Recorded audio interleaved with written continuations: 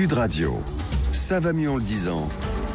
Jean Dorido. Bonjour Jean. Bonjour Jean-Marie, bonjour à tous. Docteur en psychologie, fondateur de l'application Zenfi, auteur de ce livre. Le bonheur est une science exacte, surtout quand on a une équipe qui devient championne de France. On vient de l'entendre, Jean, les supporters sont dans les starting blocks. Mais tiens d'ailleurs, comment le psychologue que vous êtes explique tout simplement la psychologie du supporter de rugby?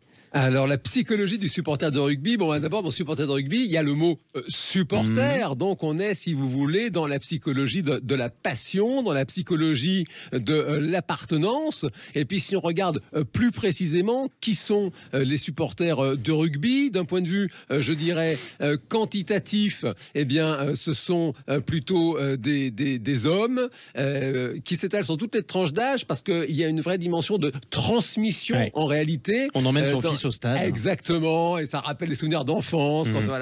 Et puis, d'un point de vue qualitatif, effectivement, ce sont des passionnés, et on va trouver, si vous voulez, l'importance de certaines valeurs, de certains principes chez ces supporters de rugby. Bon, on a des valeurs, des principes, mais qu'est-ce qui fait, Jean, qu'on choisit une équipe plutôt qu'une autre ? Alors, classiquement, c'est vraiment une affaire de tradition. Vous l'avez rappelé, c'est vrai, il y a vraiment une question d'appartenance qui se transmet de génération en génération. Et ce qui veut dire que même, si vous voulez, quand des personnes vont se retrouver exilées de leur territoire, je dirais de cœur familial, ancestral, elles restent attachées précisément à un club avec toutes les anecdotes, toute la mythologie qui se rattache à ce club. Et c'est pour ça, on pourrait dire finalement, ce n'est pas vraiment le supporter qui choisit l'équipe de rugby, c'est l'équipe qui choisit son supporter. On est presque dans Harry Potter avec tout ça. Donc on a de la transmission, on a la psychologie du groupe. Comment se fait-il qu'on touche le 7e ciel, Jean, quand on gagne ?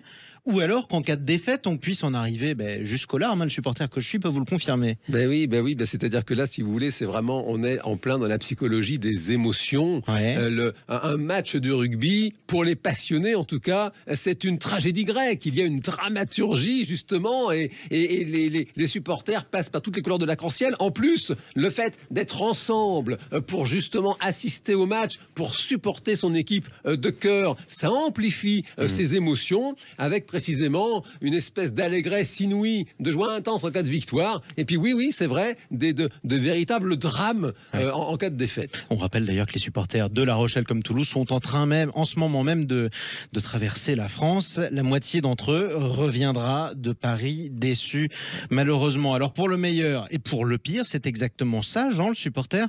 Mais est-ce qu'on a un pronostic ?